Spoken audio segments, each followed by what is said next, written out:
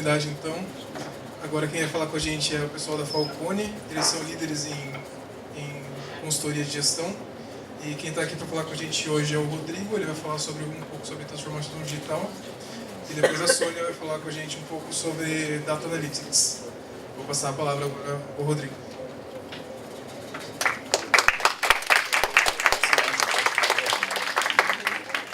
Tudo bem? Boa noite. Já é noite, já. Boa noite para todo mundo. Primeiro é um prazer para a gente da Falcone estar aqui com vocês falando, tá? A gente vai falar, como o Eduardo falou, tem que estar com o olho bom, né? Um pouquinho de transformação digital e sobre as ferramentas de analytics que a gente está começando a usar nos projetos da Falcone também.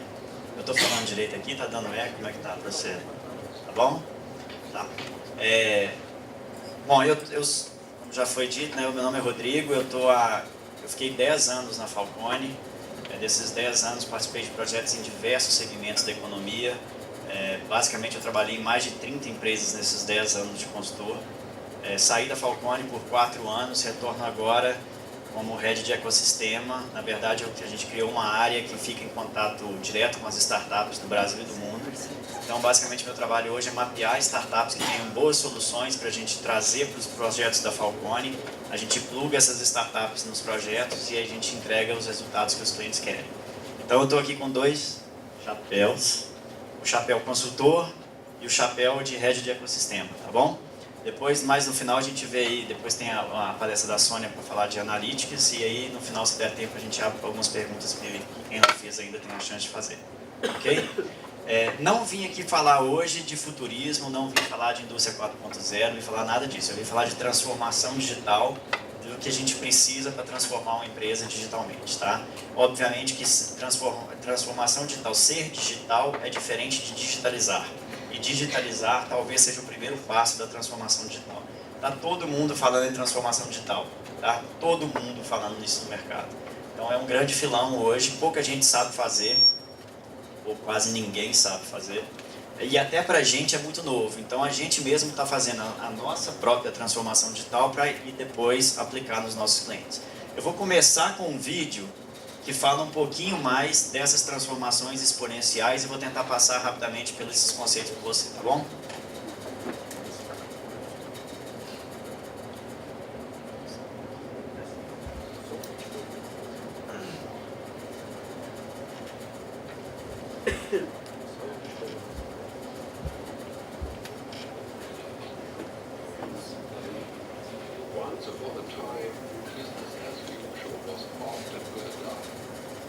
Isso sempre acontece.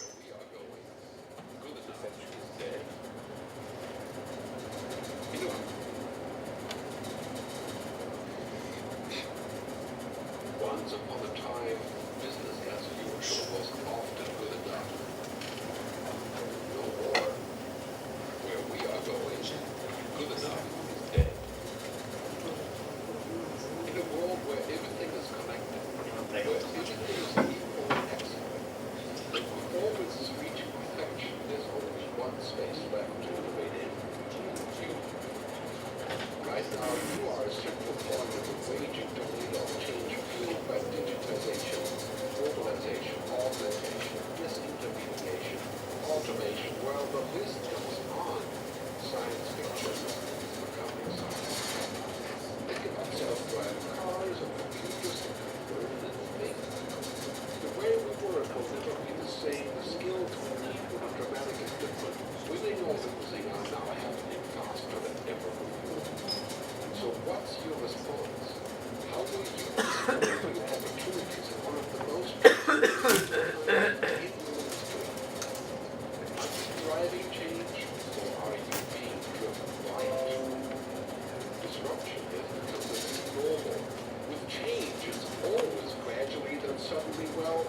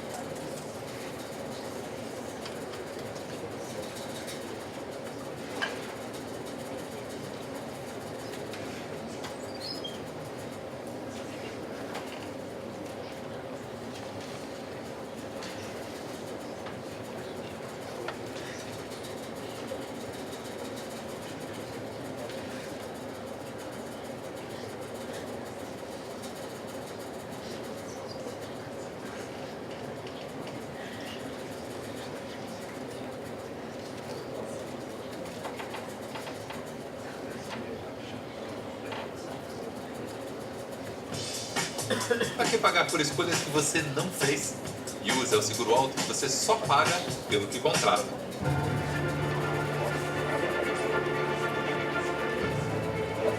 Once upon a time, business as usual was often good enough. No more. Where we are going, good enough is dead. In a world where everything is connected, where everything is equally excellent, where performance is reaching perfection, there's only one space left to innovate in: you. Right now, you are a central point in the raging tornado of change fueled by digitization, mobilization, augmentation, disintermediation, automation. Well, the list goes on. Science fiction is becoming science fact. Think about self-driving cars or computers that can learn and think. The way we work will never be the same. The skills we need will be dramatically different. Winning or losing are now happening faster than ever before. So what's your response? How will you discover new opportunities in one of the most transformational times in human history? Are you driving change, or are you being driven by it? Disruption has become the new normal. With change, it's always gradually, then suddenly, well, things really have stopped happening gradually. This change is exponential. Everything that used to be dumb and disconnected is now wired and intelligent. Cars, cities, ports, farms, even our bodies will be wired with sensors and will talk to each other. These game changers are also combinatorial. They amplify each other, creating a perfect storm of change. Quantum computing fuels big data. The Internet of Things fuels artificial intelligence and deep learning, which fuels robotics. However, anything that cannot be digitized or automated will become extremely valuable. Human-only traits such as creativity, imagination, intuition, emotion, and ethics will be even more important in the future, because machines are very good at simulating, but not at being. Yes, robots and software will do some of our work, but this will allow us to focus on things that cannot be automated. To imagine change squared, you've got to start engaging more with what might be, not just with what is. Immerse yourself in the immediate future, 5 to 7 years out from today. We need to go beyond technology and data to reach human insights and wisdom. Technology represents the how of change, but humans represent the why.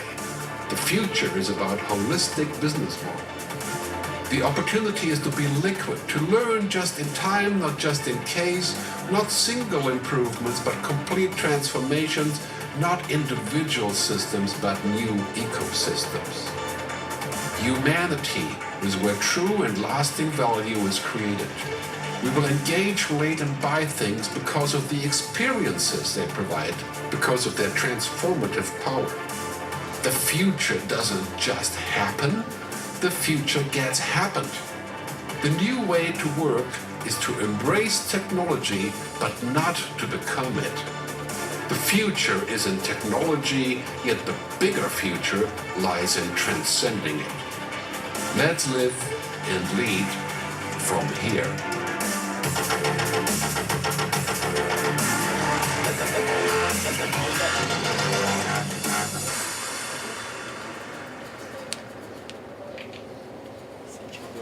O que vocês acharam, gente? É muito impactante, não é não? Acho que o que mais chama a atenção nesse vídeo eu não, e aí de novo, eu não quero... Hoje estão brincando comigo.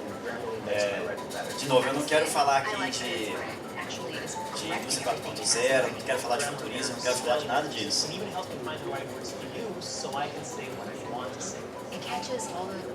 Eu estou querendo falar basicamente da velocidade que o mundo ganhou, nessas transformações que o mundo está ganhando e como que essas tecnologias estão chegando e mudando o mundo de forma tão rápida. Antes a gente falava em formulações estratégicas de empresa falando de 5 anos, cenários de 5 anos. Hoje falar em cenários de 2 anos você já vai errar. Muito mais fácil do que você errava antes quando falava de 5. tá? E é para isso que a gente está estudando bastante e trazendo coisas novas para dentro dos nossos clientes via Falcone. Peguei aqui no final de semana, recebi essa foto para o WhatsApp. E aí, obviamente, vocês vão ver quais são os slides que eu criei e quais são os slides que estavam prontos da apresentação, tá? Vai dar para perceber. Alguém lembra da videolocadora aqui? E olha o recado que estava na Pequenas Empresas, Grandes Negócios. Videolocadora, um negócio, o segredo de um negócio de muito futuro. E durou o tempo que tinha que durar. O problema é que hoje, cara, o Blu-ray já nasceu morto. Se vocês forem olhar a história do Blu-ray, cara, já era. Eu estava num projeto nos Estados Unidos quando lançaram o Blu-ray. A Blockbuster mandava o CD via correio para sua casa. Você falava, eu quero esse CD. O correio levava na sua casa, você assistia, devolvia, e o cara ainda estava falando de locadora. E o outro cidadão que estava lançando Blu-ray nunca vendeu aquela porcaria. Né? E de repente a gente tem a Netflix, que hoje provavelmente muita gente deixou de ter TV a cabo para ter Netflix em casa. Então essa é a velocidade que as coisas estão girando. E as empresas têm que girar na mesma velocidade. As tomadas de decisão têm que girar na mesma velocidade. Esse aqui é o CEO da Nokia. A Nokia é do meu tempo, não sei se é do tempo de vocês, né? O CEO da Nokia chorando no dia que ele teve que falar que a Nokia estava indo à decadência, que tinha falido. E a frase que ele fala é, eu não sei o que a gente fez de errado. O que você não fez de errado, cidadão, é que você não acompanhou as mudanças que o mundo estava trazendo. Enquanto todo mundo estava trazendo os aplicativos, os smartphones e tudo mais, a Nokia foi demorando, confiando no quê? Pô, a bateria da Nokia é sensacional, não acaba de jeito nenhum. E a Nokia pega, né? Enquanto o outro está testando e está evoluindo no novo, a Nokia ficava no velho falando que ele estava ali sossegado. Né? A bateria está tranquila e o celular pega, ele funciona. Funcionar é uma coisa, mas aí já não era mais desejo de ninguém. Aqui mais três aspectos, né? A Blockbuster, que quebrou e teve a chance de comprar a Netflix. Não sei se vocês sabem a história da Netflix, da Blockbuster. Ele teve a chance de comprar a Netflix, falou o quê? Não quero. Mais um tempinho, já era. A Kodak, né? A Kodak não acompanhou sequer as câmeras digitais. Então continuava vendendo filme. Hoje, tirar foto com filme é muito cool, mas não paga a conta. E a gente tem que pagar a conta. Então ser cool é muito legal, pagar a conta é melhor. Tá?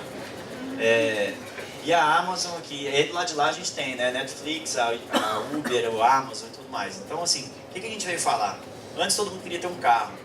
Provavelmente a geração de vocês não quer ter um carro, vocês querem se locomover. Tá certo? Eu não preciso ter um carro. Eu tenho uma filha de 7 anos, eu não sei se ela vai dirigir. Até ela ter 18, na velocidade que as coisas estão mudando, eu não sei se vai ter carro para ela dirigir, ou se vai ser tudo conectado, ou se vai... Como é que vai ser isso? Às vezes vai ter que pagar pela experiência de dirigir um carro. Imagina nisso. Então é esse tipo de transformação, esse tipo de velocidade que a gente quer falar hoje um pouquinho. Mais uma coisa, não sei se vocês já viram essa historinha do Google. Quem já viu, levanta a mão para mim, por favor. Poucos. Ó, em 98, o Yahoo não quis comprar o Google por $1 milhão. Tá? Em 2002, 1 milhão mesmo, né? Eles perceberam que eles tinham feito um erro e ofereceram comprar o Google por $3 bilhões. E aí o Google não quis. Aí o Yahoo foi vendido para a Microsoft e hoje o Yahoo vale $4,6 bilhões. E o Google vale quanto? Muito, mas muito mais do que isso. E o que o Google tinha diferente do Yahoo? Alguém aqui lembra do Yahoo? Ou alguém aqui sabe o que é o Yahoo?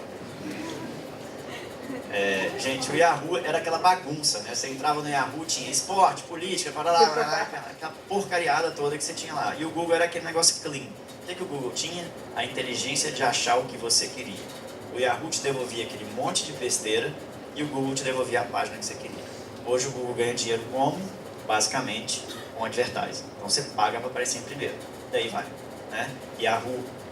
O Google e o Facebook são os 2 maiores anunciantes do mundo. Vamos lá, continuando. E agora dá para perceber que esse não é meu, né? Então, esse mundo de constantes transformações, os outros eram, né?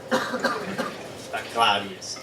Esse mundo de constantes transformações fez a Falcone ter que se transformar também. A Falcone é uma empresa que tem mais de 40 anos, nasceu na Universidade Federal de Minas Gerais, dentro de um departamento de engenharia da metalurgia da UFMG. Tá? Nasceu com o nome de Fundação Cristiano Ottoni mais de 40 anos atrás. É uma empresa que foi fundada por professores, que teve a teoria sendo aplicada na década de 80, todo mundo viajou para o Japão. Essas viagens para o Japão foram conhecidas como as missões de gestão. Foram para o Japão visitar a Toyota, visitar a Honda, visitar as empresas japonesas para trazer as tecnologias de gestão para cá. Essas tecnologias hoje, em 2018, valem alguma coisa? Eu estou chamando de tecnologia de gestão, hein? Não estou falando de tecnologia de ter software ou hardware. Vale alguma coisa? Vale muito. Por enquanto é o que está fazendo a Falcone sobreviver. Então a metodologia de planejamento, controle, execução e tudo mais é o que garante o resultado das empresas hoje. Mas ela sozinha não está dando mais conta. Então a gente precisa trazer tecnologia. Tá? E é através dessa transformação que a gente está buscando soluções mais inovadoras, de melhor qualidade, com melhores resultados e de menor custo. Uma consultoria basicamente é gente. Então, colocar gente dentro de um cliente é caro. E o que eu preciso? Eu preciso de produtividade. Eu não estou dizendo que eu vou cortar gente, eu estou dizendo que eu vou dar melhores ferramentas aos meus consultores, analytics, machine learning, deep learning, trabalhos com startups, traz quem já tem essa tecnologia pronta. Eu não preciso e não posso ser dono de todas as tecnologias, eu não consigo acompanhar isso. Tá? Eu trago isso, entrego para o consultor, ele vira um cara muito mais produtivo e eu consigo usar o mesmo número de consultores para vender mais projetos. Então é isso que a gente está falando aqui, tá bom? É nossa responsabilidade, então, principalmente, trazer essas disrupções, mas essas disrupções têm que começar dentro de casa, e por isso que a gente fala de transformação digital. Não adianta eu tentar vender tecnologia para fora se por dentro eu não sou tecnológico, eu não tenho um mindset principalmente, tá, gente? O mindset nosso que tem que mudar. Antes, a gente é criado, outro dia eu vi uma palestra, depois vocês podem procurar, da Perestroika, tá? Que é uma escola americana que surgiu dentro da Singularity University, que é a universidade da NASA com o Google, tá? E nessa palestra... Eles estão brincando com palestra. Nessa palestra ele fala das responsabilidades de cada um de nós de mudança desse mindset, tá?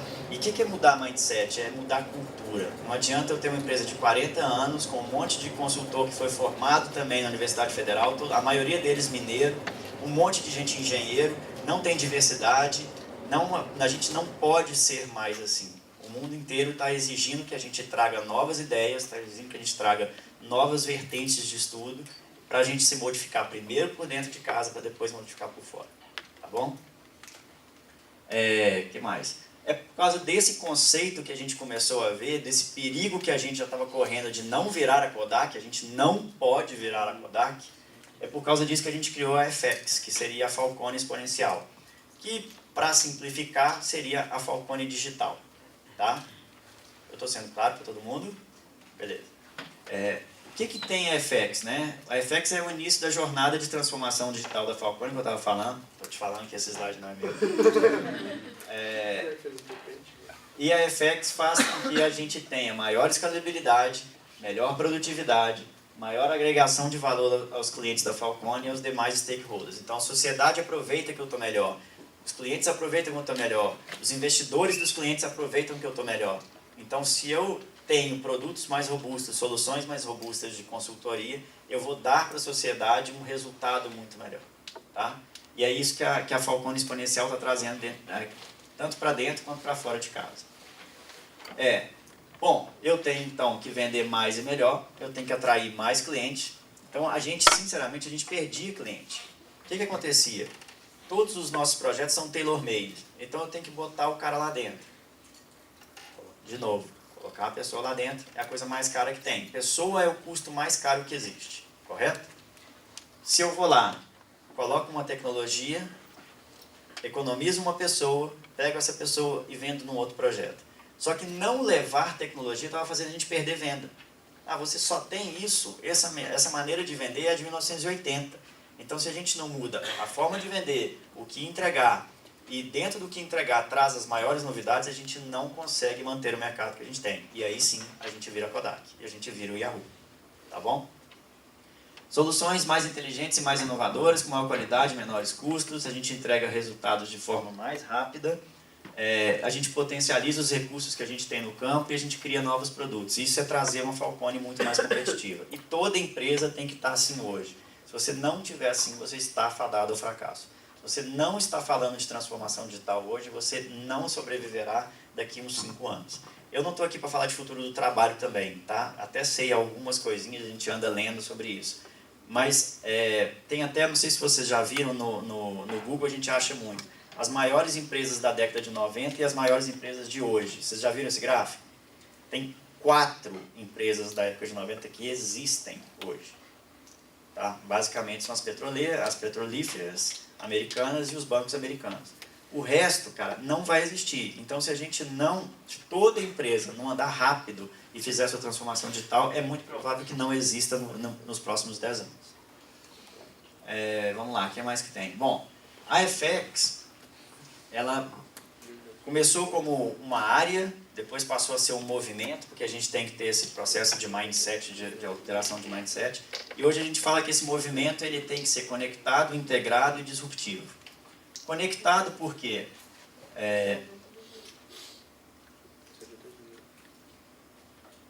Primeiro, uma pausa para explicar o que é esse sistema de gestão. Tá?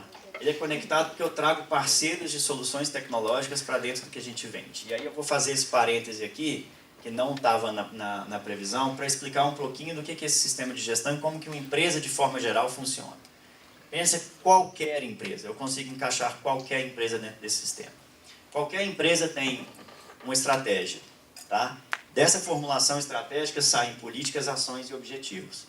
Cara, o que é isso? Você está vindo aqui para falar do quê? Que diabo é essa figura? Políticas, está vendo que política vem direto para cá? Ó? Isso aqui é estratégia, isso aqui é tático, isso aqui é operacional. Vocês vão pensar 2 anos, 1 ano, dia a dia. Tá? Aqui é rotina. Política só vai ter telefone de gerente para cima. Eu não posso contratar menor de idade. Está vendo que a seta vai lá direto para a rotina? A política é o cumpra-se. Então, pode dar telefone para quem é coordenador? Não, a política não é gerente. Política de viagens. Você tem que reservar sua viagem com 7 dias de antecedência. Posso reservar com 3? Não, a política é 7. Então você não vai viajar agora, você vai viajar depois. Então política é o cumpra-se. As ações vêm direto aqui para gerenciamento de projetos. Tá? Me dá um tipo de ação. Vou construir uma fábrica, vou construir uma ponte, vou construir algo que envolva o gerenciamento de projetos, um PMO, um PMP. Bom, foi claro? Estou sendo claro? Agora menos cabeças balançar. Tá claro, galera? Tá. E os objetivos são as metas que eu vou estratificar. Tá? Então, assim, no começo do ano, um presidente tem meta de margem, lucro e EBITDA, e de turnover. O que significa margem, lucro e EBITDA para o vendedor de uma loja? Eu posso falar com ele assim, traz EBITDA de tanto, traz margem de tanto? Cara, ele não entende isso. Eu vou ter que ir lá e falar com ele o seguinte, cara, vende tantos livros, vende tantos e-books, vende tantos CDs, vende tantos DVDs, vende tantos brinquedos por mês. Tá? Então, o que eu faço? Eu pego aquelas metas que foram estabelecidas lá na estratégia e faço um cascateamento dessa meta, dando meta individual para cada cidadão da empresa. Isso a gente faz direto. Tá? Isso a gente faz no grupo 3G. Se você for na Ambev é assim, se você for na Heinz é assim, se você for na Kraft é assim, se você for na Budweiser é assim, se você for na Gerdau é assim, e tudo saiu daqui. Tá? Dessa metodologia da Falcone. Se eu falo com o diretor comercial, eu vou falar com ele o seguinte, cara, você tem que ter margem, se a sua loja não está performando. Se eu falo com o gerente da loja, eu falo o seguinte, cara, entraram 1000 pessoas na sua loja, você precisava ter vendido para 300. Essas 300 que você vendeu, você tinha que ter um ticket médio de 40. Dentro desse ticket tinha que ter pelo menos 2 produtos. Dentro desses 2 produtos você tinha que ter uma margem assim, assim, assado. Então esse cara entende isso, ele não entende o que é EBITDA, ele não entende o que é margem. Tá? Então, de novo, eu quis falar 2 vezes aqui desses exemplos de cascateamento de metas só para deixar mais claro para vocês. Tá? E depois a gente acaba no sistema de padronização, que é onde estão os padrões. Então, assim, estou produzindo aço. Produzir aço tem que ser com forno a tantos graus. Então, o forno tem que estar a tanto grau. Eu vou lá, olho no padrão, coloco o forno a tantos graus, vou produzir o aço. Olha, para produzir o aço eu preciso colocar tantos quilos de carbono. Eu preciso injetar oxigênio, eu preciso ter sucata. Como é que eu vou fazer isso? Então, essa padronização está aqui embaixo. Ficou claro o desenho para vocês? Só para eu continuar aqui? Então tá. Então o ecossistema o que ele faz? Ele busca parceiros para atuar em qualquer uma dessas etapas. Eu tenho parceiros que são parceiros estratégicos, eu tenho parceiros que são parceiros táticos e eu tenho parceiros que são parceiros operacionais. Entrei numa empresa e vou fazer a formulação estratégica dessa empresa. Eu vou decidir como que vai ser o futuro dessa empresa e aonde ela vai chegar em 2 anos.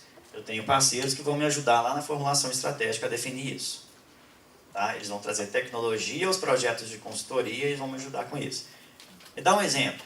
Eu tenho uma central de atendimento com mais de 300 pessoas. Eu preciso ter central de atendimento com mais de 300 pessoas? Esse é o core business da minha empresa? Se eu vendo, por exemplo, roupa. Qual é o core business da empresa? É vender roupa. Não é ter uma central de atendimento com 300 pessoas.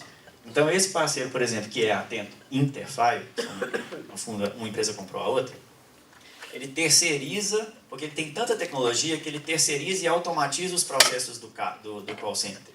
Então, eu não preciso ter call center mais. Isso é uma formulação estratégica? Isso é totalmente estratégico. Você deixa de ter o call center dentro de casa e passa a ter um call center fora de casa. Alguém vai responder por você. Você está pronto para isso? Tem gente que não. Tem gente que está. Então, você escolhe isso e vai economizar no seu custo. Você economizando o custo, você vai ter mais lucro. Seu acionista vai ficar mais feliz e você segue sua vida. Continua com seu emprego lá. Tá? Eu tenho parceiros também que atuam aqui nessa parte tática. Né? Então eu busco muita gente, por exemplo, essa empresa aqui, ó. Não, essa aqui é mais para cá. Essa empresa. Esse cara criou um negócio que é o seguinte, eu estou demorando, né, Sônia? Não. Esse cara criou essa história é fantástica. Esse cara queria colocar um vírus no celular da filha dele. Eu acho que ele era matemático. A esposa chegou em casa, falou alguma coisa com ele e ele falou assim, cara, não, isso aqui dá para botar em computador de empresa de call center. Então ele consegue instalar um programinha no computador, ele rastreia todas as áreas quentes e áreas frias do computador e rastreia todos os atalhos que você usa. Então se eu estou atendendo uma pessoa em 1 minuto, você em 50 e você em 40 segundos, ele consegue falar o seguinte, mesmo em 1 minuto o Rodrigo faz coisas melhor do que ela e que ela. Então eu vou pegar o melhor dela e o meu melhor e eu vou criar um processo que vai ter 30 segundos. E aí eu vou ganhar produtividade. Isso é uma das startups do ecossistema. Tá? Esse é um cara que eu uso no tático. Bom, por que eu uso no tático? Porque eu tenho meta para bater. Lembra que o cara tinha que vender tantos tickets, tantos produtos por ticket, tanta margem, não sei o quê? Eu pego parceiros específicos, levo para dentro de projetos, atuo junto com eles e a gente vai assim dessa forma. E eu tenho parceiros aqui para a área de padronização. Então, quando eu tenho funções muito repetitivas, eu uso, por exemplo, o Pipefy. Então, para fazer recrutamento e seleção, por exemplo, posso fazer tudo com o Pipefy. Eu faço o processo, caber lá dentro, e eu ando com cada um dos candidatos por etapa do processo. Tá? Eu quis parar um pouquinho mais aqui, porque aqui, como tinha o sistema de gestão e vocês não estão habituados a esse sistema de gestão, eu tive que explicar, tá bom? Ainda sobre esses parceiros, a gente criou um portal interno que todo consultor, a partir de sênior, tem acesso. O que esses caras fazem? Eu estou trabalhando em projetos, olho para o meu cliente, vejo que tem um mundo de problema no cliente, quero saber se tem alguém que resolve esse problema. Tem. Vai ter. Alguém já resolve o problema que você está com ele na mão. Tá? É só questão de achar. Então, o que esses caras fazem? Ligam lá no ecossistema, liga para mim e fala assim, me acha um cara que resolve o quê? Me dá uma startup bem legal aí. Que faça compra e venda de energia no Mercado Livre, porque eu estou com problema de custo de energia. Eu acho essa startup, ele melhora em 30% a eficiência da compra, o cara ganha dinheiro e eu ganho uma renovação de projeto. Tá? Isso é um dos parceiros que a gente tem. E tem diversos outros. Tem um parceiro de gestão jurídica, o cara consegue diminuir em mais de 50% o montante de dinheiro que você reserva para ações jurídicas dentro de uma empresa. Pega uma Magazine Luiza, por exemplo, que tem aquele turnover gigantesco em loja, né? E o cara está entrando com o processo na Magazine Luiza, eu coloco esse cara lá, plugo ele lá, ele me dá um analytics completo do jurídico, ele diminui as entradas e melhora as minhas saídas de processos. Aqui uma pausa. Eu falei de ecossistema. Hoje eu tenho 170 startups cadastradas no ecossistema. Então a minha área passa o dia inteiro escutando pitch de startup. Eu não quero startup que está começando, eu só quero startup que já está grande. Ainda não chegamos lá nas que estão começando. Tá? Todo mundo tem um amigo que tem uma startup. Eu não estou absolutamente nem aí. Pode chegar o diretor da Falcone para mim e falar isso. Ah, tem um amigo que tem uma startup. Bom para ele. Tá? Se não for bom para a Falcone, não entra. Então tem 170 startups cadastradas já nesse portal e à disposição para esse pessoal usar. Tá? E por que eu tenho 170 startups cadastradas? Lembra da velocidade que as coisas estão mudando? Não tem como eu ser proprietário de todas essas tecnologias. É impossível você acompanhar isso. Só para vocês terem noção, esse gráfico é velho, não é novo. Em 60 segundos, agora me ferrou. Em 60 segundos, são 150 milhões de e-mails enviados no mundo. O Facebook tem mais de 701 mil posts. O Spotify se escuta mais de 38 mil músicas e são mais de 350 mil tweets por minuto. Eu tenho como seguir isso aqui? Alguma empresa tem como seguir isso aqui? É impossível. E é por isso que hoje em dia, dentro dos conceitos de transformação digital, você tem que trabalhar com parceria. Não tem jeito de trabalhar sem parceria. Isso aqui é mais significante ainda. Olha o tanto que as maiores empresas do mundo gastam com pesquisa e desenvolvimento nos 2 primeiros quadrimestres dos anos de 17 e 18. A Amazon passou de 10 bilhões de dólares em investimento com pesquisa e desenvolvimento para 14 bilhões de dólares em 2 quadrimestres, ou seja, um semestre. Então, 14 bilhões de dólares são gastos em pesquisa e desenvolvimento pela Amazon por semestre. Tem como a Falcone acompanhar isso aqui? Cara, desculpa, por melhor que a gente seja, não dá para chegar lá. Agora, pensa só, por que a Amazon gasta 14 milhões de dólares? Porque se ela não gastar, ela vai virar a Kodak. Tá? Então a gente está vendo aí a Amazon com o supermercado o que lá? Como chama? Você vai lá, entrou, tirou da banqueta lá, já está no carrinho, você passa automático, você não usa cartão, tem aquela coisa toda. Eles compraram o Whole Foods agora, que é aquela marca de supermercados lá de Nova York, da americana, que é sensacional. Então assim, se eles não fizerem, usa a realidade virtual para fazer compras, se eles não fizerem isso aqui, cara, eles não vão estar aqui na próxima década, você pode ter certeza. Aqui tem um número muito legal, tem uma coisa muito legal. Se você tivesse que comprar um Fusca em 1980, só para vocês terem ideia, a velocidade com que os transistores estão sendo desenvolvidos, eles dobram de capacidades a cada 24 meses.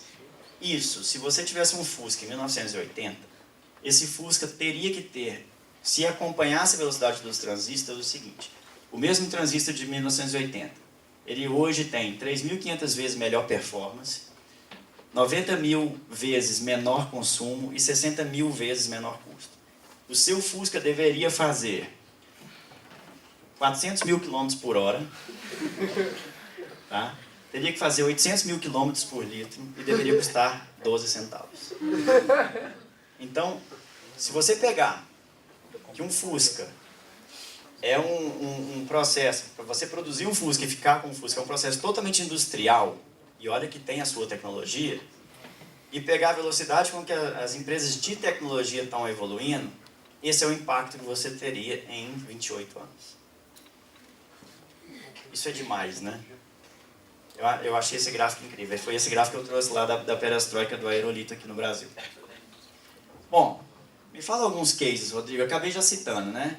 A Lint e a Legal Insight são startups de jurídico. A gente pega essas startups, pluga no sócio e fala assim: sócio, monta um processo, tem que sair uma nova solução para a Falcone, um novo produto de prateleira da Falcone que vai tratar de gestão jurídica. A gente tinha isso? Não. A gente pluga na Atento Interfile e traz as soluções de Business Process Transformation, que é trazer essa terceirização dessa mão de obra de call center e automatização de todos esses processos. A gente tem uma empresa que chama Fábrica de Criatividade, que ele faz redesenho de processos via design sprint. Alguém aqui sabe o que é design sprint? É a metodologia que o Google criou para desenvolver produtos e solucionar problemas internamente no Google. Então, pensa tudo o que é diferente. É papelzinho grudado na parede, é post-it, é teatro, é almoço, é jantar. É tudo diferente do que vocês já pensaram em como é que se resolve o problema. Tem muito livro sobre design sprint, sobre Scrum. Eu dei uma resumida muito grande aqui, tá? Porque quem já leu sobre Scrum e design sprint não é exatamente isso. Mas é a metodologia que o Google criou para solucionar problemas e desenvolver produtos. Tá? Quem quiser ler sobre design sprint vale muito a pena. Isso é uma parte bem boa do futuro de quem está pegando emprego agora. Tá? Se você souber fazer isso, suas chances aumentam bastante. E tem um parceiro também que chama Roundpegs, que basicamente ele é uma startup de aluguel. Ele tem uma equipe de startup super treinada, e você, quando está precisando lançar alguma coisa, você contrata esse cara e vai, cara, lança isso para mim. A equipe dele entra em ação e te devolve o produto lançado daqui 3, 4 meses. Esses caras são animais. E é por causa da Roundpegs que a gente está fazendo novos produtos aqui de transformação digital, novas soluções para o Falcone, novos modelos de negócio, e já estamos começando também a pensar na Falcone Lab, tá? Que é para a gente desenvolver produto. Eu estou passando o meu tempo. A FX é integrado por quê? Porque a FX hoje está oferecendo soluções integradas, tanto de tecnologia quanto de analytics, que a Sônia vai falar. Ela tem a parte que cuida do ERP, os sistemas acessórios, o que a gente chama de Falcone Brain, que eu não vou adiantar, que está com a Sônia também. Os produtos digitais, que são cursos EAD e novos produtos que a gente vai lançar totalmente digitais, os aplicativos que a Falcone vai ter, na verdade estão aqui embaixo, que são esses ventures, que são aplicativos de gestão de rotina. Então você dá um aplicativo. Alguém já viu aqueles vendedores da Ambev chegando nos bares? Com certeza vocês já. Sempre tem uma motozinha da Ambev, um cara desce, pluga lá com um tabletzinho e faz o pedido. Então a gente, a Falcone, já tem um aplicativo para que esse cara faça o pedido por dentro do aplicativo da Falcone e eu consiga medir se ele está batendo a meta ou não. E se ele fizer uma negociação que não estiver de acordo com aquela quebra de metas que a gente fez lá na frente, o próprio aplicativo avisa ele que aquela venda ele não pode fazer porque ele está fora da política. Tá? Então eu evito o erro. E aplicativos também para orçamentos. Aqui Falcone Brain eu vou passar, porque a Sônia vai falar. E esses resultados exponenciais trazem para a Falcone uma visão muito mais moderna, né? Um aumento de produtividade e redução dos trabalhos operacionais, uma agregação de valor maior, isso aqui já tinha falado, posso passar. É disruptivo por quê?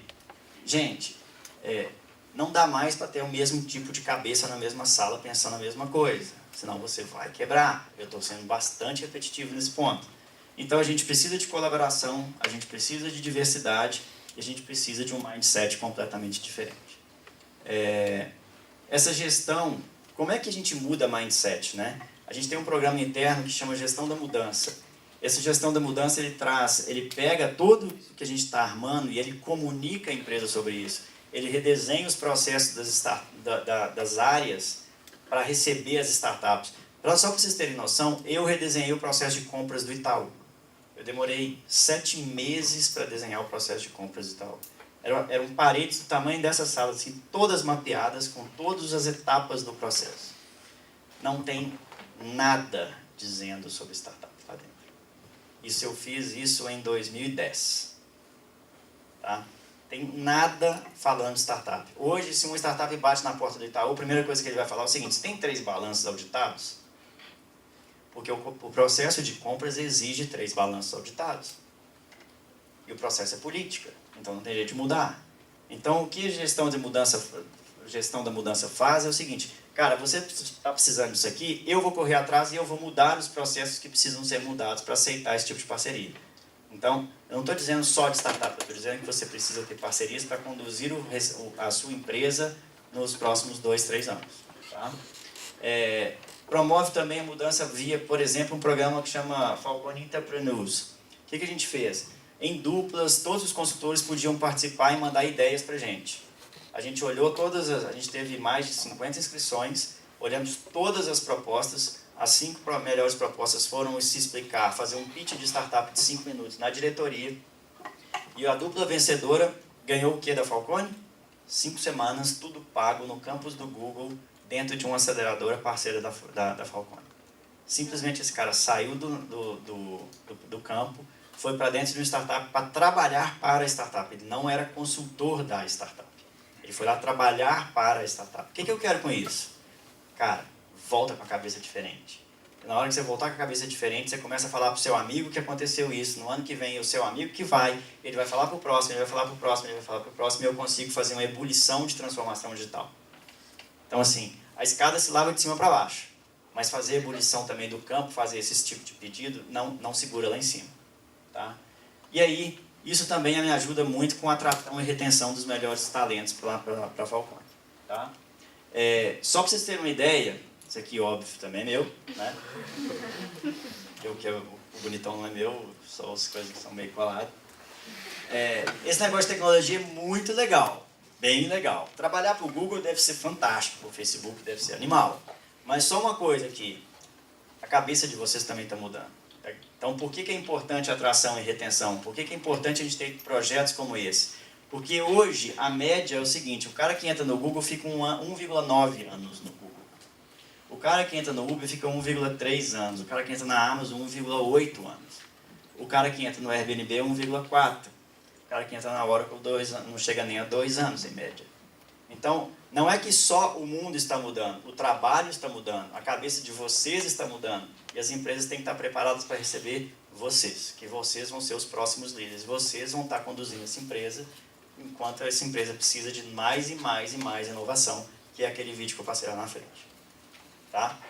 Então não adianta fazer nada daquilo que eu falei de transformação digital se eu não tenho atração e retenção.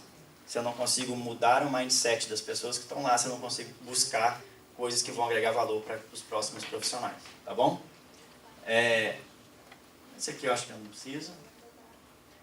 E aí, para encerrar, eu queria deixar mais uma frase. O Facebook tem um book que eles chamam de Red Book do Facebook. São quase os mantras do Facebook. E essa é a frase do pessoal lá. Se a gente não criar alguma coisa que vai quebrar o Facebook, alguém vai criar. Então é por isso que aquelas empresas estão investindo aquele mundo de dinheiro para fazer pesquisa e desenvolvimento para trazer inovação. Porque se eles não criarem, se eles não se quebrarem, alguém vai quebrar eles. Tá bom? A minha parte... Você prevê, né? Pode acontecer Exato. e agir proativamente, não reativamente. Minha parte é isso. Tá bom? Obrigado.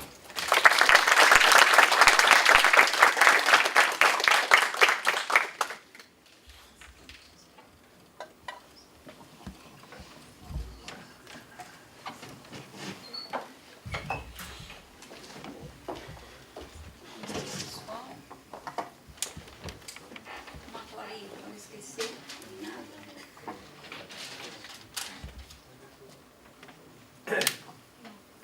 Bom, meu nome é Sônia. Eu vim para falar de Data Science e Analytics, importância de gerar resultados para as empresas no processo de transformação digital. Eu entrei na Falcone há pouco tempo e, na verdade, eu estou lá há 2 meses. Eles me buscaram também para poder fazer parte do grupo. E o desafio é justamente participar dessa transformação digital. Já trabalho há 18 anos na área de Analytics, já trabalhei nos Estados Unidos, já fiz projeto na China, na Ásia, em Taiwan, fui funcionária da Microsoft.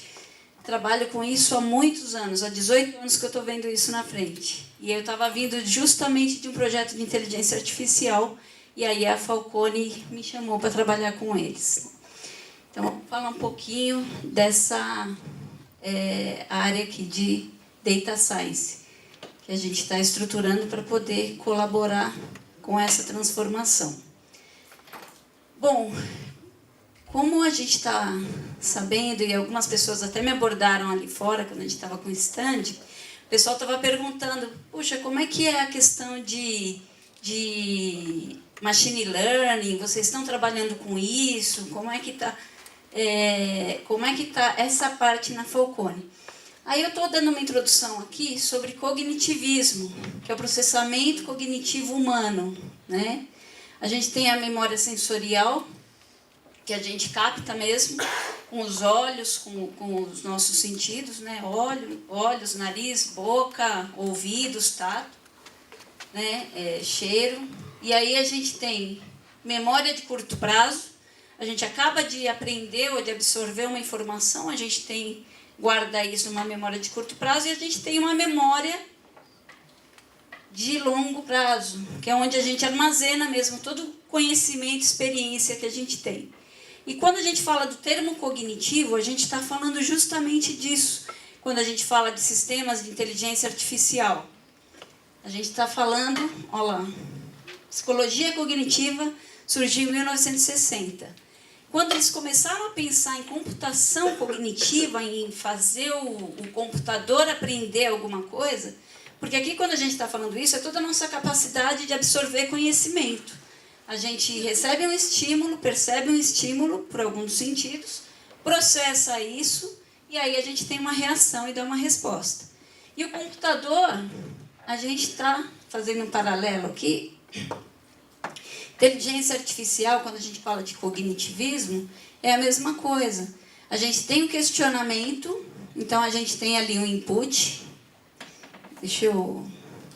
A gente tem um input de informações, aí a gente tem o cérebro do computador, que é o processador dele, e a gente tem o output, que é a análise descritiva, prescritiva e preditiva e prescritiva. E a gente tem aqui, fazendo um paralelo também, a memória sensorial. Imagina que você deu uma entrada com alguma informação pelo teclado, ou por um leitor de código de barras, ou você mexeu no mouse, então toda a informação, ou ele leu sua íris, ou você foi por biometria, mas o sensor ele capturou a informação. E aí a gente tem a memória de curto prazo, que a gente tem a memória cache, todo mundo conhece esses termos, né? Tem a memória cache, que a gente vai guardar temporariamente, e aí, até para poder ter uma busca rápida, você está acabando de absorver essa informação que você está recebendo, então você está com ela fresquinha na memória. E a gente tem a memória de longo prazo, que é o banco de dados, né? Então a gente vê que, de fato, faz sentido quando eles usaram o termo cognitivo, que é um termo humano, para a gente poder falar que o computador vai aprender alguma coisa que a gente vai ensinar, só fazendo um paralelo. Só que quando a gente está falando de processamento cognitivo, de inteligência artificial, a gente tem deep learning, machine learning, e a gente tem aqui a retroalimentação. Por quê? Porque quando eu estou ensinando uma máquina, sempre que a gente está falando de machine learning, ou seja, aprendizado de máquina, eu estou sempre retroalimentando essa máquina. Porque quando você está fazendo esse tipo de sistema, ele não aprende, ele não nasceu sabendo, né? Até quando vocês veem a propaganda da Bia, Bradesco e Inteligência Artificial, ele fala assim, a menininha fala assim, ô Bia, por que eu não posso comer a sobremesa antes, né? Quer dizer, é engraçado porque é uma criança fazendo uma pergunta que não faz sentido para um computador, mas ele fala assim, a Bia não tem todas as respostas, mas ela está aprendendo rápido com você. Por quê? Porque tem essa questão de retroalimentação. Todo sistema de machine learning tem retroalimentação. A gente está falando de transformação digital. O mundo ele está andando com esse tipo de transformação. É esse tipo de sistema. Como disse o Rodrigo, a gente não é digitalização. A gente está falando de transformação digital. Ela vai um pouco além de digitalização.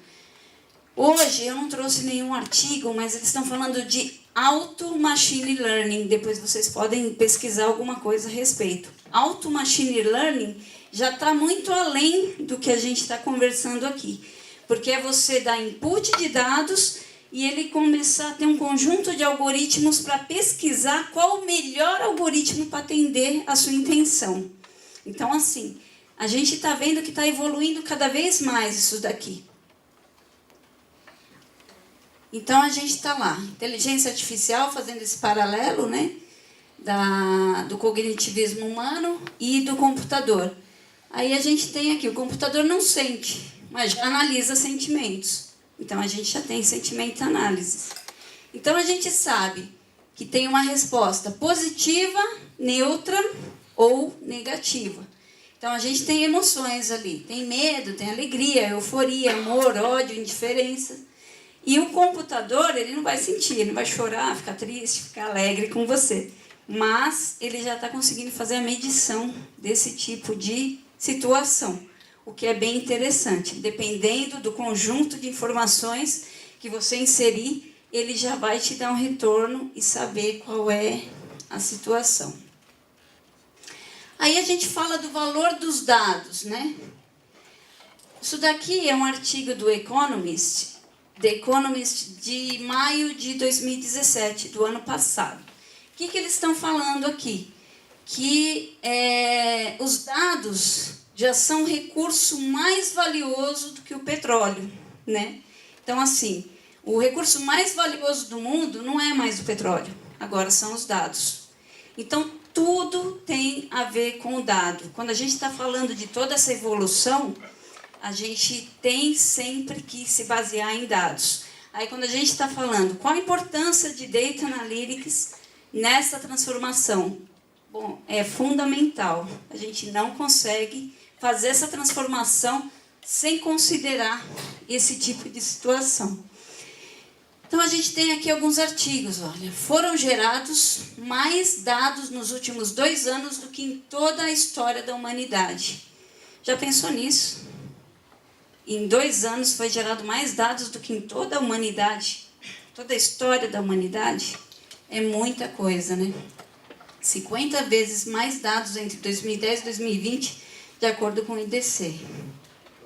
Aí Google, Amazon, Apple, Facebook e Microsoft, 5 empresas mais valiosas do mundo. E são justamente empresas que são fundamentadas em dados. São empresas que geram e capturam dados a todo momento. Mais da metade de todos os dólares gastos em operações online na América do Norte são captados pela Amazon. Olha o poderio da pessoa ter informação e detentor de dados do jeito que eles são. A Amazon, não sei se vocês já viram que a Amazon ela vendia livros, né, inicialmente. E agora, quando você vê aquele smilezinho, aquela boquinha, parece uma boquinha de smile, eles estão falando, na verdade, que eles estão fazendo de A a Z do nome Amazon. Aquela ponta é para falar assim, a gente não vende mais livros só. A gente está fazendo de tudo, porque eles foram acompanhando a evolução. Google e Facebook são responsáveis por quase todo o crescimento da receita em publicidade digital na América do Norte do último ano. A criação de sistemas que aprendam, se adaptem e atuem de maneira autônoma será um grande campo de batalha para os fornecedores de tecnologia, pelo menos até 2020. Quer dizer, é muita informação gerada e, assim, os dados são fundamentais para tudo isso, né? E como as plataformas de conversação impulsionarão a próxima grande mudança de paradigma em como os humanos interagem com o mundo digital. Então, assim, a plataforma de conversação BIA é um caso, né? A Telefônica também tem um projeto lá do Aura, de inteligência artificial para você buscar dados, saldo de dados, fatura, fazer consultas históricas. Eles analisam qual que é o seu padrão de utilização. Por exemplo, suponha que você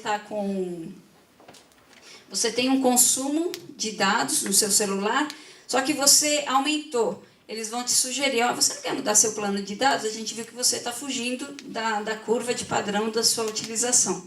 Então, eles já estão analisando isso, né? Mas tudo é baseado na questão dos dados. E aqui também mais dados estatísticos sobre isso, né? Dados não estruturados. Aí a gente vê que entra a questão do Big Data, né? A gente vê que tem os bancos de dados NoSQL, e pela velocidade como as coisas acontecem, como o próprio Rodrigo falou, A gente vê que agora a gente tem um mundo open source. Alguém aqui participa da comunidade open source? Olha lá. Então, são cabeças do mundo inteiro contribuindo para enriquecer os códigos. Então, imagina onde isso vai parar, a velocidade da evolução dos códigos e da tecnologia. Porque os códigos não são fechados. Eu não estou fazendo aqui um desenvolvimento e aí eu quero saber quando ficar bom, eu não vou deixar ninguém ver. Pelo contrário, é uma plataforma aberta e todo mundo, o mundo inteiro, tem cabeças pensando e colaborando para enriquecer esses códigos. E aí a gente vê onde é que a tecnologia está, mesmo o crescimento exponencial. O negócio é muito gigante assim. E a gente vê como é que isso está evoluindo e muito rápido, né? Então a gente tem que acompanhar. Falando em open source, em ambientes colaborativos e essa colaboração que o pessoal todo faz para poder enriquecer os códigos, a gente tem essa questão da própria área que ele falou do ecossistema. Então a gente junta várias startups para a gente poder também juntar ideias e buscar colaborações. Porque senão a gente também para no tempo. É aquilo que a gente está falando, a gente não pode reinventar a roda ou deixar o cliente esperando, porque a gente vai desenvolver uma solução para poder ajudar, para poder prover uma solução de gestão para gerar um resultado de um projeto que a Falcone esteja fazendo. Então, assim, a gente tem uma área de desenvolvimento, a Falcone tem um núcleo interno, né? A gente desenvolve, até tinha gente também que estava conversando com alguns alunos lá fora, que a gente desenvolve algoritmos matemáticos, estatísticos, algoritmos que a gente faz lá, árvore de hipóteses, para gerar insights, para gerar resultados, para atender em projetos, mas a gente também considera, sim, alguns parceiros para poder fazer como aliados para a gente poder entregar algumas soluções tecnológicas, tá? Alguém aí falou que trabalhou até num departamento jurídico, eu falei, tinha uma solução, foi você? Falou, tinha uma solução de machine learning, que eu estava comentando, de um parceiro, que você analisava um processo, imputava os dados e ele dava uma probabilidade se aquele processo tinha chance ou não de ser deferido na justiça. E ele acertava, acho que 80%. Quer dizer, você fala assim, oh, nossa, então você tem projeto, tem solução e tem gente, tem grupos pensando para poder colaborar em vários segmentos, para vários tipos de solução. 2,5 quintilhões de bytes de novos dados criados diariamente. Isso daqui, gente, é informação de 2013, tá? Quer dizer, isso daqui está bem 5 anos atrás. Hoje eu acho que já passou disso. E naquele momento estava sendo usado pelas empresas 8% disso só. A gente nem consegue dar conta de consumir o tanto de informação que é produzido no planeta, vamos dizer assim, né? Então, ó, dados em empresas ali de saúde, seguro, né? Dados de utilidade e fábricas, né? Manufaturas, a gente vê 99%. Dados não estruturados. E a gente tem trabalhado muito com dados não estruturados cada vez mais. Porque a gente tinha aquela questão dos bancos relacionais, os tradicionais, SQL, Oracle, mas agora cada vez mais a gente tem também uma comunidade e uma imensidão de bancos NoSQL, né? Vocês já ouviram falar também, suponho. São esses bancos que não são relacionais. Então tem família coluna, tem banco que você consegue fazer uma busca de texto em bilionésimos de, sei lá, bilhões de linhas, você consegue trazer em fração de segundo um texto que você está buscando. Tem bancos que são grafos, tem banco para grid, tem banco de dados para tudo que é tipo de estrutura. Não é mais só aquele banco de dados convencional. E aqui a gente tem, eu trouxe uma ilustração do Web Analytics, né? Então também as camadas de análise quando a gente está na web. Então a gente tem Clickstream, que você clica e já tem uma resposta rápida quando você está na internet. Múltiplos resultados de análise, teste experiência, voz do consumidor, inteligência competitiva, e aqui, né, que já está falando como ouro aqui, que é os insights, que é geração de insights. Quando você está usando alguma aplicação da web, consegue ter um resultado de insights. Insights pressupõe que é algo que está te dando uma sugestão, como no caso das análises prescritivas. Eu estava falando do tipo de análise que é possível fazer com machine learning. Então, a gente tem análise preditiva, descritiva, quando eu tenho já um histórico, eu tenho uma base de dados rica e aí eu quero buscar alguma informação. Então, eu tenho uma análise descritiva, que está me descrevendo algum cenário já conhecido. Mesmo quando eu quero fazer uma análise preditiva, eu tenho que ter dados históricos. Isso daí não tem como eu não ter massa de dados históricas para poder fazer uma previsão. E aí eu faço uma análise preditiva. E a prescritiva é quando você consegue sugerir algo novo. Quando você vê que o algoritmo foi além do que você já tem na base de dados como histórico. Quer dizer, ele já está dando sugestões e, dependendo do algoritmo, às vezes a sugestão vai para um caminho que até surpreende quem desenvolveu o código. Você fala, nossa, mas é isso mesmo? Você pensa que, às vezes, a associação é uma e ele acaba te sugerindo algum novo cenário, né? Então, a experiência é uma agregação de valor ao processo decisório de uma organização por refletir toda a sua capacitação para atuar com competitividade. Tá, por onde começar? Como eu sabia que eu vim aqui hoje, aí eu fiquei pensando que se eu estivesse no lugar de vocês, além de ver uma palestra, eu queria saber o como. Tá, mas você está falando de análise de dados, mas eu quero saber como isso acontece. Não só o que acontece, estou sabendo o que acontece. Todo mundo está falando que trabalha com isso. Mas quais são as etapas? Como é que a gente trabalha com isso? Então, a gente começando aqui, uma das razões de realizar um projeto de Data Analytics é alinhar o conhecimento e as expectativas entre as equipes para descobrir a natureza dos dados, como eles estão estruturados e de que forma suportam o negócio. Da onde vêm esses dados? Para que servem esses dados? Como eles são utilizados? Quem são os donos dessa informação dentro da empresa? Aí eu coloquei aqui, por onde começar? A gente sempre tem os 3 primeiros passos que a gente tem que analisar. Então, existem 3 estruturas a serem observadas. Os dados. Quais processos que geram os dados, onde eles ficam armazenados? Quer dizer, os dados estão sendo armazenados, mas eu tenho isso daí processado com Excel, com banco de dados, está em PDF, porque hoje em dia é assim. Os dados estão só no banco de dados ou em planilha Excel. Como eu falei, tem muito dado que é não estruturado. E esses dados, às vezes, estão sendo considerados para alguma análise ou para geração de algum resultado dentro da empresa. Ah, na web? Não, senta um cara lá, entra num site X e começa a pesquisar para a gente para poder buscar os dados. Os dados hoje, gente, não estão só dentro da empresa. A gente tem dados que são pesquisados fora da empresa.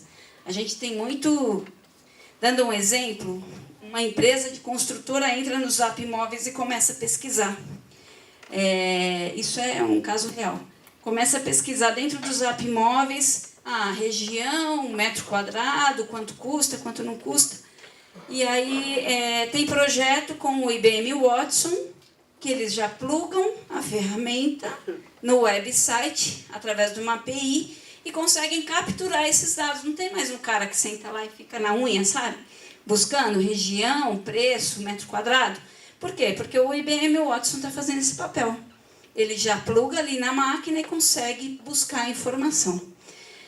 Então, os dados, tanto internos quanto externos da empresa, que servem ao negócio, que suportam o negócio, a gente tem que descobrir. Pessoas. Quem são as pessoas responsáveis pelos dados e por decisões estratégicas?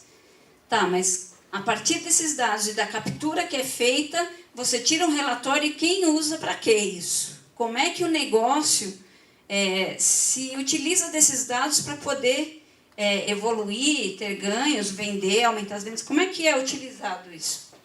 E os processos? Quais são os processos dentro da organização que podem auxiliar ou prejudicar um projeto de analytics? Aí a gente tem aqui 5 passos. Primeiro, definindo objetivos e perguntas-chave. Objetivo, ativos a serem alcançados. Chave, perguntas-chave, questões a serem respondidas que servem como direcionamento para atingir os objetivos. Essa é uma das etapas mais importantes da execução de um projeto. Está falhando o microfone. Da execução de um projeto de Analytics, pois não é possível realizar análise de dados sem um propósito a ser atingido. Tá bom. Vocês chamaram a gente aqui para quê? Vocês querem uma consultoria para melhorar qual resultado? O que vocês querem com esse projeto? O que eu posso fazer para poder pegar seus dados, montar uma análise, te gerar um insight? Você quer melhorar o quê? Obrigada. O que vocês querem melhorar? Então, a gente tem aqui definir muito claramente os objetivos desse projeto. Segundo, encontrar as fontes de dados. Ok, entendi, a gente vai usar essas informações do jeito que vocês pediram. E como é que eu encontro os dados que eu preciso para poder fazer as análises que você está me pedindo? Para a gente poder chegar nesse resultado. Então, aqui, tem as fontes internas, externas, lembra que eu falei? Hoje em dia, a gente está conectado com o mundo, você colhe muita informação na internet. Internas, base de dados organizadas e de responsabilidade da própria empresa. Externas, dados que precisam ser buscados em outras fontes além da empresa. Disponíveis, dados que são possíveis de serem obtidos, pois já são estruturados e disponibilizados. Faltantes, dados que são relevantes para análise, mas não estão disponíveis, por isso há incerteza quanto à possibilidade de utilizá-los na análise. Às vezes eles querem mesmo fazer alguma análise que eles não conseguem fazer ainda, mas eles ainda não dispõem dos dados. Isso é muito comum, mais do que parece. As pessoas querem fazer algum tipo de análise e falam assim, olha, não estou encontrando, só que, tá bom, você quer fazer uma análise disso, mas onde é que eu tenho informação? Onde eu busco a informação para poder gerar a análise que você está me pedindo? O cara fala, não tem. Você não tem alguma coisa? Você que está acostumado a fazer esse tipo de projeto? Não tem. Às vezes a gente pode até ter alguma base de conhecimento para poder agregar no projeto. Ou conhecer algum site que a gente consiga buscar externamente dados para poder agregar na análise. Mas é muito comum. Exemplo de fonte de dados, CRM, BA, ERP, planilhas, website e por aí vai. Gente, essa aqui é a parte mais crítica desse tipo de projeto. Machine Learning é muito legal, inteligência artificial é muito legal, Data Analytics é muito legal, mas não faz mágica. Não faz mágica. Não adianta você achar que vai treinar a máquina e que a máquina vai te responder o que você perguntou e que vai saber e que vai ser retroalimentado e que o mundo vai ser perfeito. Se os dados que ele tem como base, que ele colhe para poder processar no algoritmo, são dados ruins, vai ter problema. Imagina que eu fui lá no Watson, fiz uma pesquisa e ele me trouxe os dados. Ele vai me trazer o dado todo poluído. Se o dado não estiver organizado, porque qual que é o princípio desse tipo de projeto? Ele tem que encontrar padrões. Dentro desses padrões, ele vai conseguir agrupar, fazer um cálculo, fazer uma média ou aplicar um algoritmo estatístico, matemático e me retornar um valor. Só que se tiver muito ponto fora do padrão, ele pode se confundir e aí vai distorcer o resultado. Além do que pode dar um resultado, uma saída muito poluída. Essa é a parte mais crítica e que a gente tem que alinhar a expectativa com o cliente, com quem for solicitante lá do projeto. Essa parte é seríssima. É preciso fazer... Eu, em 18 anos trabalhando com Analytics, nunca vi uma base organizada, limpa. É dado um mandatório que não foi preenchido, eu não sei por quê, porque o sistema lá, a tela de entrada, permitiu que o cara salvasse sem preencher aquele campo. Ah, é dado duplicado, não sei por quê, mas também o cara cadastrou 2 vezes. Mas, gente, imagina uma base de dados grande. Tem tudo que vocês podem imaginar, sempre. A gente tem que sanitizar os dados. Então, é preciso fazer uma higienização dos dados. Excluir variáveis, colunas não necessárias para análise, identificar tabelas mal formatadas, dados redundantes, informações incompletas, entre outros. Olha essa estatística aqui embaixo, no rodapé desse slide. Olha, dentro de um projeto desse, 5 a 10% para a captura dos dados. Isso daqui é o tempo e o esforço que eu vou ter para fazer o projeto. 80 a 90% para a limpeza de transformação dos dados. Vocês sabem qual é o percentual de projetos de inteligência artificial que dão errado? 96%. 96 a 97% dão errado. Por quê? Problema de qualidade de dados. Se o dado estiver ruim, não pensa que a máquina é inteligente e vai saber buscar o que você quer no meio de um latão de lixo. Não vai. Não vai ter jeito. 5 a 10% para a aplicação de algoritmos de geração dos relatórios. Ok, os dados estão arrumados, você formatou os dados, organizou tudo, removeu outliers. Já ouviram esses termos? Outliers. É quando você tem dados fora do padrão. Você tem lá um conjunto de dados, você tem seus datasets, você tem todas as suas fontes de informação. E você tem dados que você começa a observar, quando você começa a rastrear, que estão totalmente fora do padrão. Faixa etária, 518. Opa! Isso aqui não é uma faixa etária, eu não posso tirar uma média para saber a idade dos meus clientes, pondo uma linha com 518 no meio, por exemplo. Ué, mas por que entrou 518? Eu não sei por que entrou, porque o sistema permitiu que entrasse lá. Com o Highlander entrou no sistema. Algum dia o cara cadastrou. Então, assim, a gente tem que tomar muito cuidado com isso, tem que organizar os dados para conseguir ter sucesso nesse tipo de projeto. E a parte é tão crítica que eu coloquei aqui um comentário. A parte da limpeza e transformação, que consome de 80% a 90% do tempo de execução do projeto, representa a parte mais perigosa, pois demanda bastante conhecimento técnico e gera pouca visibilidade com relação aos resultados, podendo ser o motor para grandes frustrações. A gente tem que alinhar a expectativa. Porque o cara está te pedindo um projeto, ele quer ver resultado, ele quer ver lá na ponta, ele quer ver as análises, ele quer ver... E ele fala, pô, mas já te entreguei os dados, como é que você não me retorna nada? E você está tendo uma trabalheira do cão para poder arrumar os dados que ele te entregou, para poder gerar um resultado e agregar valor. Então, isso daqui é muito crítico nesse tipo de projeto. Ok, organizou, fez o que tinha que fazer, validação dos testes. A partir de todo o escopo de definição de perguntas, objetivos, dados e higienização, é preciso também definir hipóteses e serem testadas. Então, aqui embaixo tem alguns exemplos. O aumento da temperatura ao longo do dia influencia em mais de 5% na venda do produto A? Será que esse fator? Não sei, produto A qual que é? Aumento da temperatura, estou vendendo sorvete? Não sei o que estou vendendo. Mas a gente pode assim, associar e fazer uma árvore de hipóteses e começar a testar com algum objetivo claro o que é que eu estou querendo, o que eu estou querendo de resultado.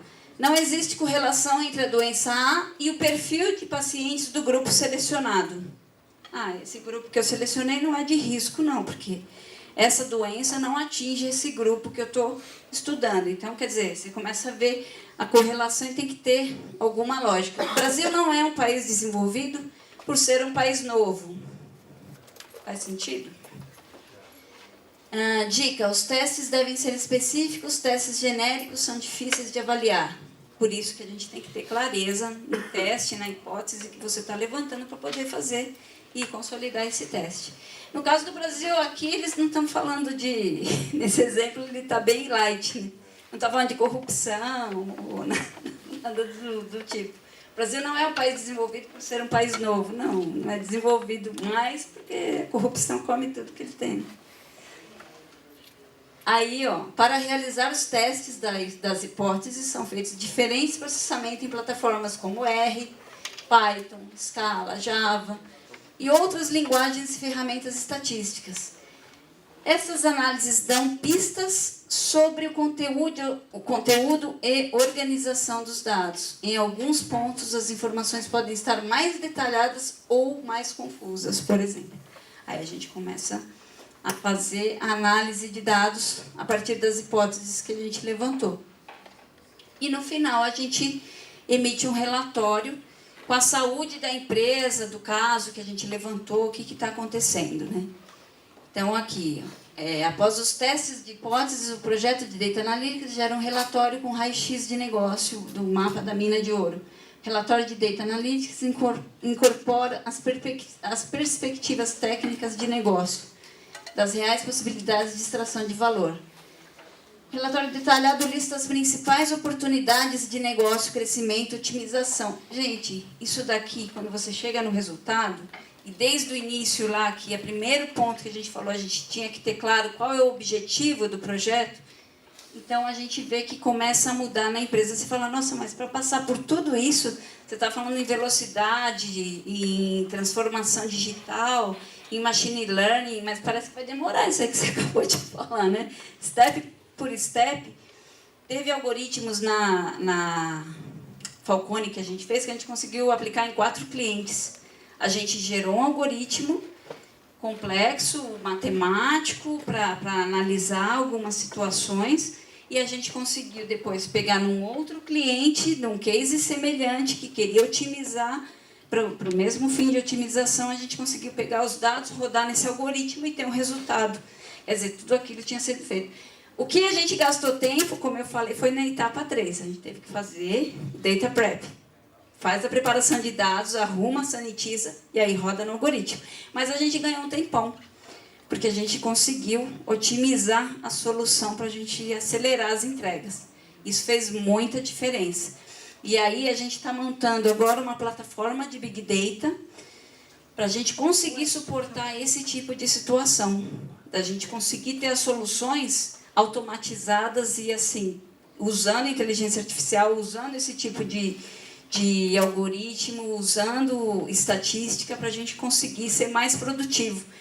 E como disse o Rodrigo na questão de mindset, nesse plano a gente tem também um plano de capacitação dos consultores. Hoje a gente está com 700 consultores na Falcone. E não adianta eu falar que eu vou mudar alguma coisa se os consultores que estão em campo no projeto não estão nem sabendo de nada, não estão sabendo disso. Então a gente tem um plano de capacitação. Vocês aqui são do curso de Matemática e Estatística. No plano de capacitação, a gente tem um plano de treinar o pessoal para análise mesmo. Fundamentalmente, eles primeiro têm que entender análises, algoritmos, tem que fazer uma regressão, tem que fazer vários, pesquisa operacional, aprender a otimizar, quero maximizar o preço, quero minimizar... sei lá. Então, assim, quando a gente conseguir chegar nesse patamar de todo mundo, aprender essas tecnologias, aí a gente tem também treinamento das ferramentas. A gente está usando hoje o Alteryx, que é uma ferramenta que não depende de server, você consegue colocar no seu notebook e rodar o algoritmo. E aí a gente está associando isso com R, e a gente vai começar a inserir agora o Python e outras ferramentas. E a gente também usa, às vezes, alguns parceiros para poder entregar soluções, mas a gente já está conseguindo otimizar com essa ajuda da tecnologia. Ao final, são gerados resultados das análises feitas com algoritmos que variam de simples a complexos, podendo ser descritivos, preditivos, prescritivos, através de insights úteis para apoio operacional e estratégico nas empresas, provendo melhoria significativa nos resultados e competitividade. E o que conecta a gente ao mundo? São as APIs, né? As APIs, e a gente recomenda, geralmente, a arquitetura de microserviços. Antigamente, a gente tinha essa arquitetura monolítica nos projetos, nas empresas. Hoje a gente está já montando de microserviços, muito mais fácil de plugar, ou de você dar manutenção, ou de evoluir para alguma outra tecnologia, ou fazer o que é necessário. É isso, gente. Fechou.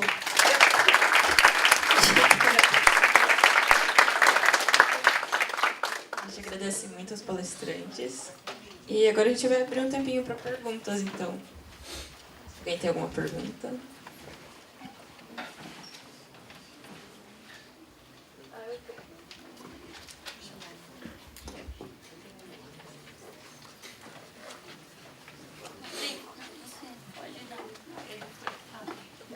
Sônia, eu tenho uma pergunta para você.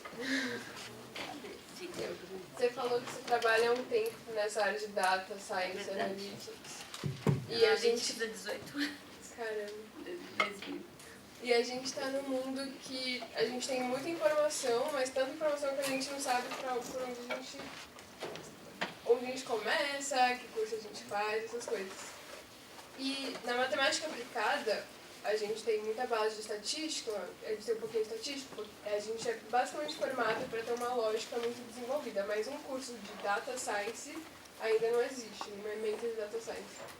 Aí eu queria saber como foi para você esse processo de aprendizado dessa área, se você foi muito atrás sozinho, ou se você aprendeu na prática mesmo no trabalho, se você fez algum curso online, porque a gente está cheio, né, o da IMI, o da CIT, Coursera, até Eu recomendo, acho que tem bastante curso interessante, está baratinho, está bem barato, está acessível para todo mundo, mas eu acho assim, pelo que a gente tem percebido, eu acho que a maior habilidade que está sendo valorizada hoje não é nem o fato de você falar assim, eu sei aqui mexer um pouquinho com Python, mas é você se adaptar às mudanças, porque a gente está, de fato, mudando numa velocidade. Os meninos lá estavam mexendo com R, a gente está jogando já Python na mão deles, e eles estão agora se virando, estão mexendo. Então, assim, suponha que você aprendeu, não estou falando para não estudar, porque acho que estudo, todo conhecimento sempre agrega, mas assim, eu acho que você se adaptar às mudanças e estar aberta para isso vai ser a melhor coisa para você poder caminhar. Continua estudando, estuda aí as ferramentas que são interessantes, mas isso é bem interessante. No caso da Falcone, a gente está capacitando o pessoal para análise, para o que vocês já fazem melhor do que todo mundo. Então, a gente fez um roteiro de análise, de pesquisa operacional, de vários tópicos que a gente utiliza nos projetos para a pessoa poder aprender isso e aí sim fazer um bom uso da ferramenta. A ferramenta vem depois, porque a pessoa vai aprender. Mas o que vocês têm, por exemplo, de fundamento, de estatística e matemática, não é qualquer um que tem. A pessoa pode aprender a ferramenta, mas não vai saber desenvolver um algoritmo. Então, a gente começou a culturar o pessoal nessa questão de análise. Tem lá o módulo 1, módulo 2, a gente começou a colocar na Universidade Falcone para poder fazer isso. Então, por exemplo, se uma pessoa tem conhecimento de uma linguagem específica e tal, vocês têm todo o treinamento para ela ter, por exemplo, ela desenvolver novas ideias, como você falou, né? Que prevalece ideias novas. É isso aí. Então, a questão de ideias novas também, essa plataforma que eu estou montando de Big Data, já estava conversando com o meu chefe e também com o arquiteto que eu trouxe para a empresa, comigo, que era um cara que é super estudioso, conhece um monte de coisa. Eu falei assim, a gente vai ter que ter uma célula de inovação, porque vai ter que ter uma pessoa testando ferramenta no ambiente, testando ferramentas novas. A gente está em open source, eu não posso, falar assim, não, a gente instalou a ferramenta A, B, C e a gente vai viver com elas. Não dá, a gente tem que estar aberto. Você pode chegar no cliente e a ferramenta não é nenhuma das que você está usando. E você vai montar uma solução para ele do mesmo jeito. Então, a gente tem que ter um laboratório de inovação. Inclusive, do ecossistema também, a Falcone Lab é para isso, né? Para a gente continuar sempre pesquisando o que tem de novo no mercado. Obrigada. Mais alguma pergunta?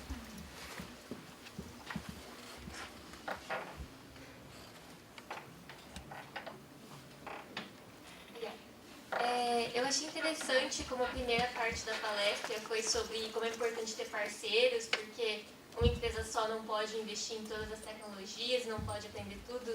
E a segunda parte da palestra foi sobre você falando sobre como que vocês analisam e criam esses novos algoritmos. E queria que você comentasse mais sobre isso, como que é misturar esses dois lados. Então, como eu falei, eu dei um exemplo de um parceiro jurídico. Se eu chegar num cliente que ele está querendo alguma solução nesse sentido, porque às vezes um sócio me aborda e quer que eu inclua a parte de analytics no projeto para ele poder fazer a entrega dele.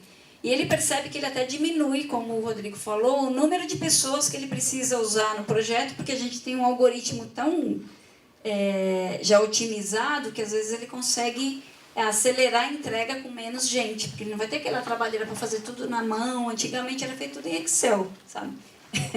Agora a gente vê que a gente está trocando.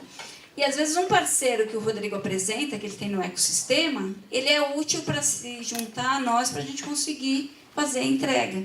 Então, assim, eu não vou ter que reinventar a roda se alguém já pensou nisso. Como eu falei, o mundo open source, que são várias cabeças contribuindo para enriquecer os códigos, a mesma coisa é o ecossistema. Tem várias startups que já estão com soluções prontas e que eu posso utilizar para poder juntar alguma coisa, ou que eu desenvolva uma parte, ou até que ajude no projeto e a gente consegue fazer a entrega e acelerar essa entrega. A gente não está fechado e pensando que a gente vai desenvolver, por isso que eu até brinquei e falei assim, eu mostrei as etapas, mas vocês falam, nossa, uma demora, você está falando de velocidade e você está mostrando todos esses steps, são steps necessários no projeto, mas a gente também utiliza os parceiros para acelerar as entregas. Não sei se eu respondi essa pergunta. Obrigada. Mais alguma pergunta? Como você disse, a gente tem bastante base para trabalhar com dados e análise de dados.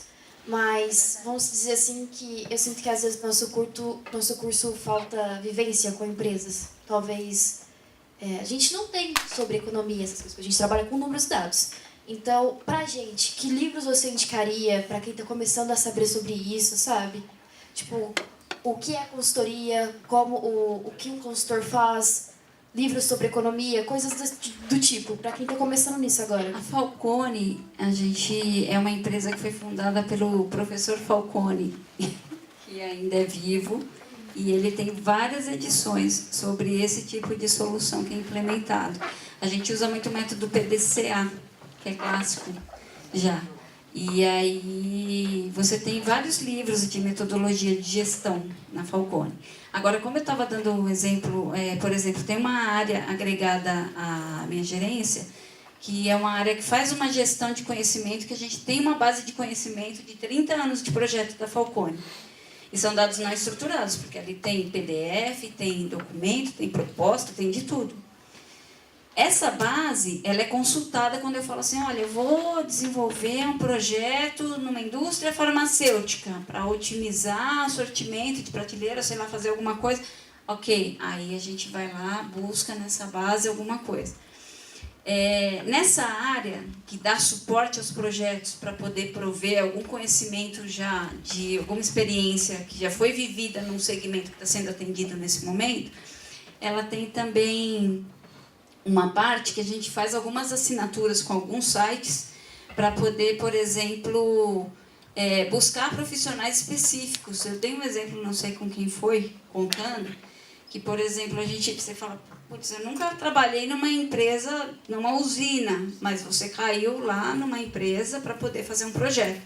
Outro dia me ligaram, um sócio me ligou e falou, Sônia, eu estou precisando urgente falar com um engenheiro de geração de energia diesel. Como é que é? Engenheiro de geração de energia diesel.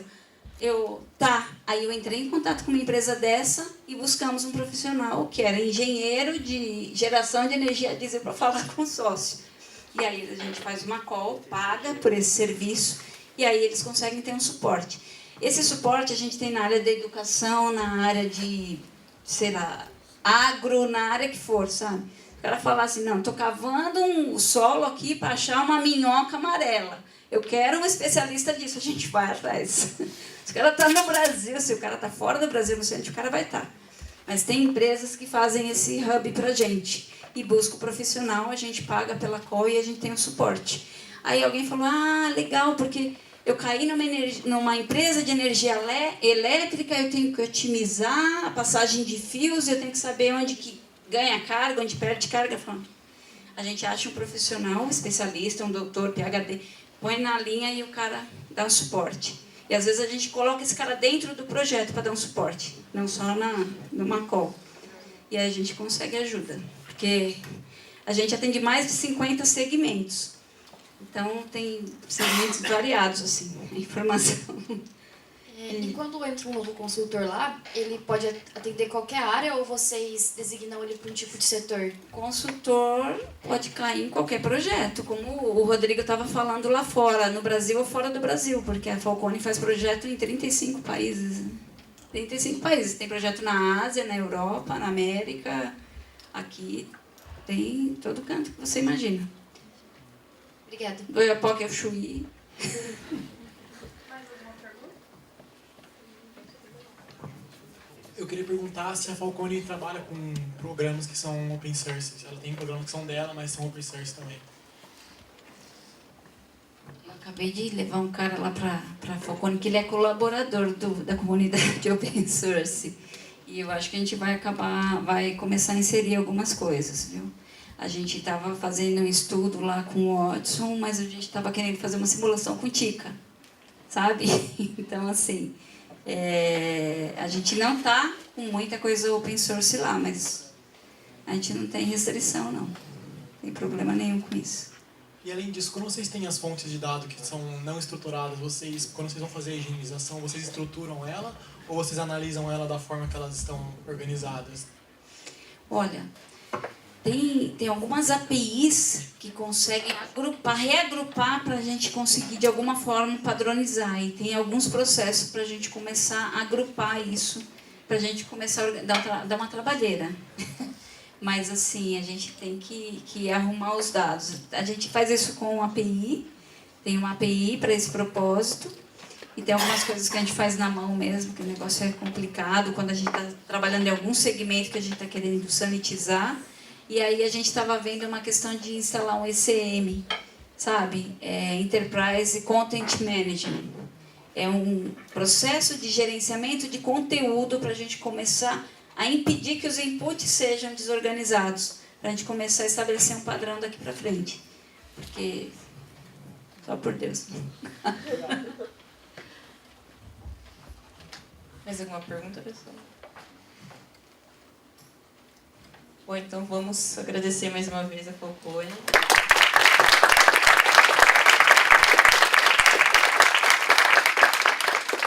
Só a gente que agradece para falar do livro Verdadeiro Poder, do professor Falcone. Tem o gerenciamento pelas diretrizes também, que é você aprender a cascatear as metas, e você vai saber tudo como funciona uma empresa por dentro. Tá? Fala, professor Falcone, é Vicente Falcone. E a gente está lançando a Academia Falcone, que agora é aberta para fora, com os primeiros cursos EAD da marca da Falcone também, tá bom? Então, em breve, novidades aí sobre a academia. Por enquanto, nós estamos aprendendo também como é que usa. Tá bom? Obrigado, gente.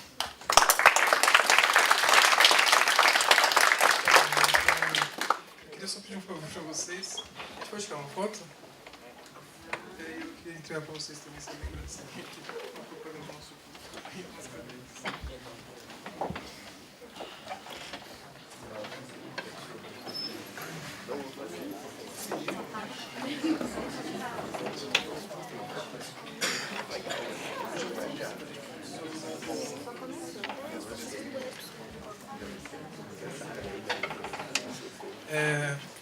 Daqui a pouco a gente vai ter em seguida a gente vai ter o coffee e depois segue a programação com o professor Marcos Aguiar e a palestra sobre biomatemática e no final, e com o Johnny, e no final a gente vai sortear um brinde, uma surpresa para vocês, para quem ficou até o final.